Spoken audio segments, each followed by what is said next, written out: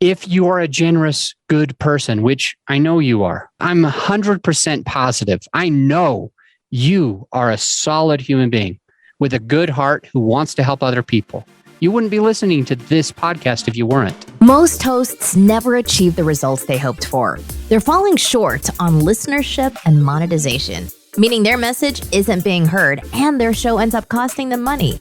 This podcast was created to help you grow your listenership and make money while you're at it. Get ready to take notes. Here's your host, Adam Adams. What's up, podcaster? I had an episode on this way back, episode 10. Oh my gosh. That's about 200 episodes ago. So I'm assuming that a little bit has changed over 200 episodes. And I'm assuming that maybe you are a new listener and you haven't already listened to episode 10.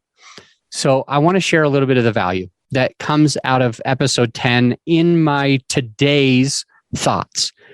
The problem is that many podcasters are unwilling to monetize their podcast. Here's some of the issues. They feel like if they monetize, then they're doing their show for the wrong reason. They feel like they would be called a sellout, that people would judge them because they made money on their show. They feel like it would take away from the real message because people would know that this was somehow a business. So here's what I want to pour into you today. Similar to what was back on episode 10 about not being willing to monetize being a major pitfall that many podcasters will face.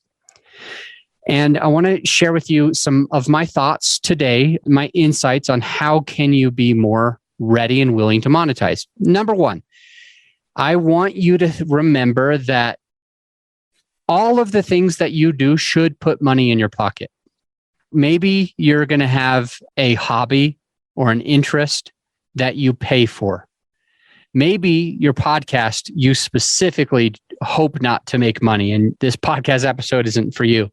But if your podcast can make money, that's a benefit to you because then you have another stream of income and it won't cost you money. You can keep it going, whether it's a good economy or a bad economy. You can keep it going, whether you have your current job or not. If you lose your job or your business runs out and the podcast is making money, that is a benefit to you. It is helpful. And when we talk about financial advice, the most wealthy people in the world, this is 100% true. The top most wealthy people in the world have multiple streams of income. Even talk about Elon Musk. He owns Solar City. He owns the boring company that bores holes through the earth so that big trains can go through without air resistance and stuff like that, without going through buildings. He's boring them in the ground. He also owns Tesla and he also owns SpaceX, right? One of the richest guys you've ever known has many streams of income. If you just think of, anyway, there's too many examples of people that have multiple streams of income. Love him or hate him, Donald Trump. He has many different streams of income, different types of hotels, different types of real estate investments, different types of businesses, different types of ventures and investments that he's making to get him, I guess, I haven't seen his taxes, but I guess he's a billionaire. So he's somebody that you could think about. If I want to get there, I've got to have multiple streams of income too. If you only have one source of income, it's risky. It's bad. So you want to be able to monetize as many things as you can in this life. And one of them is your podcast. Next point that I want to make is when we think about having a podcast, we want our listener to know that we're doing it for the right reason. We don't want them to feel like we're a sellout. We just have to get over that feeling because I respect people that make money. And here's another thing. If you don't make money, if you're losing money, so many bad things can happen. Like think of all the good that you can do in the world if you have a higher income. Let's pretend you've got $100 in the bank. I don't know. Maybe you do. I don't know. Let's just pretend you got only $100 in the bank or less. How much good can you do in the world? You could buy 20 Big Macs for homeless people. That's about as well as you could do with $100. Okay, 20 Big Macs for homeless people. Good for you. Happy. Or 20 Big Macs for the same homeless man. And every single day you could feed him a $5 burger. Or if let's pretend like you had $1 billion in the bank, how much good could you do for the world? You could do a lot more, exponentially more. That's a lot of hamburgers. So by making more money, and this whole thought that I know a lot of people who read the Bible are concerned because they think that there's a part in there that says money is the root of all evil. I don't believe in that. I don't think it's true. I don't think you should believe that that's true. Money doesn't create evil. Greed is greed. And you can be a greedy effing asshole with money or without money. If you are a generous, good person, which I know you are, I'm 100% positive. I know you are a solid human being with a good heart who wants to help other people. You wouldn't be listening to this podcast if you weren't. So since you are that person, I know that if you had $1 billion in the bank, sure, maybe you would have a fancy car, a better watch, a nicer house than you do today. But there's a lot of that money that you don't need.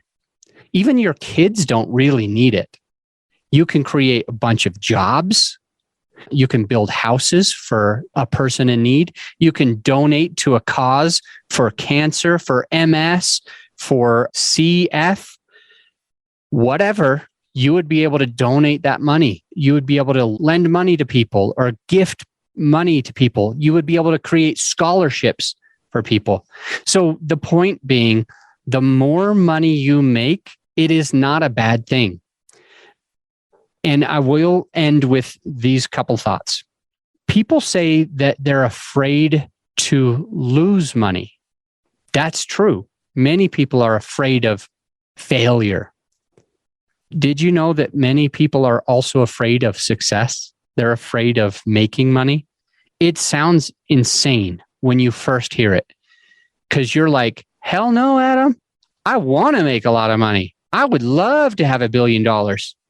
But there's still this weird part of your heart that knows that if you made $150,000 extra dollars this month or this week, $150,000 more this week, you might, most people would feel like you did something slimy, that people were going to look at you bad because you've always looked at other people that were greedy bad, and you're associating the wrong things with that. We actually had a podcast episode about labels. Hopefully my team can put into the show notes today about labels. We're only a little past episode 200, and this was maybe in the high 190s, I think. The point is, it was a beautiful episode with a beautiful person inside and out, and it really helps you think. I want you to check it out if you get a chance. Scroll down. Maybe my editor would have already put that in the show notes for you. But it's the thing that we are afraid of failure, yes, but we're also afraid of success. We're afraid of success because we're like, I'm not that person. You're telling yourself a story of who you are is this less rich person than somebody who makes $150,000 a week. So you're like, that's not me. I don't do that. I don't buy those houses. I don't make that much money. I don't want that much money. You're like blocking, you're putting a glass ceiling, a threshold on yourself when you really have the potential. Love him or hate him, Donald Trump. I don't think he's the smartest guy. Okay. I don't know if I'm the smartest guy either, but I certainly think that I'm as capable as he is, and he's making billions of dollars. Why can't I? I mean, I should be able to do the same thing, and so should you. You're easily as intelligent. You could easily get the same network over time. You have the ability to make billions or hundreds of thousands a month or a week. You're just holding yourself back because you're afraid of the work that it might take. You're not sure if you can maintain it for a long period of time. You're scared you could fail. but also you're a little afraid that you might succeed, and you're afraid of what other people might think of you when you succeed. So just acknowledge that is a fact. It is a true thing for most of us as human beings, and we've got to consciously get over that stuff. There's many ways to monetize your show. I mentioned episode 10, and in episode 10 was just more help on getting over the fact that you are afraid to monetize. But if you also listen to episode 5 and 30, you'll get more strategic ways that you can monetize your podcast, because there are more ways than you think to be able to monetize. And you'll learn that by listening to episodes 30 and episode 5, which we will put in the show notes. I appreciate you listening. If there's one thing that I could ask you to do, it would be to just share our podcast, this podcast, and the value that it provides with a friend of yours. Share this show with one of your friends. And I'll see you on the next episode. Bye for now. You're not alone if you're ready to either get your very first affordable microphone, or if you're ready to upgrade your equipment to some legit podcasting studio equipment. Because on all of the forums over the last few months, I'm seeing this all the time.